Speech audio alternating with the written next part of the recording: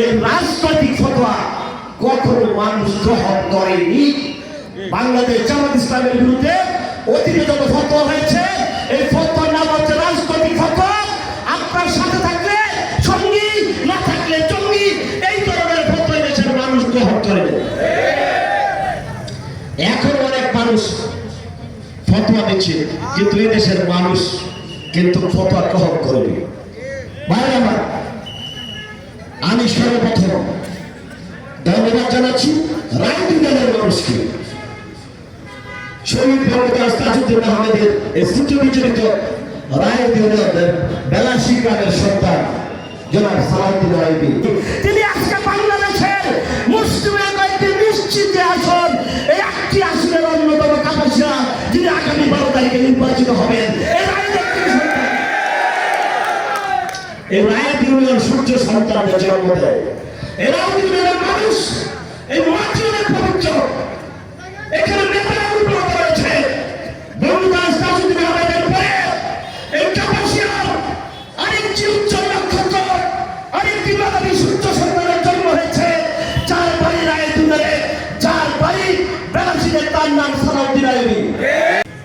আপনারা কি জানেন সারা বাংলাদেশে বর্তমানে জেনারেশন জি, যাদের 18 বছর থেকে 35 বছর বয়স পর্যন্ত, এই বয়সী ভোটারের সংখ্যা 5 কোটি। এই 5 কোটি তরুণ ভোটার আগামী দিনে কে পাস করবে, কে সরকার গঠন করবে তা নির্ধারণ করবেন। কাপাসিয়াতে 1,26,000 নতুন ভোটার আছে। এই তরুণ ভোটার তরুণদের প্রতিনিধি সালাউদ্দিন আইবিকে বেছে নেবে।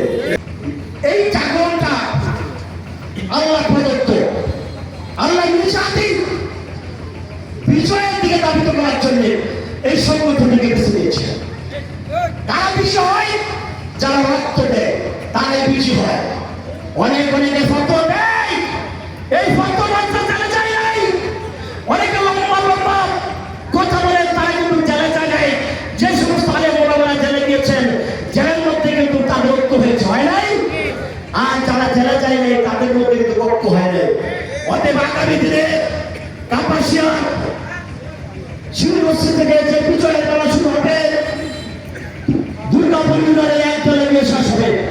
আর এই রায়ত ইউনিয়নের 3 সন্তান হিসাবে সালাউদ্দিন আইবি ভাইকে আপনার সন্তান হিসাবে নির্বাচিত করার প্রধান দায়িত্ব কিন্তু আপনাদের।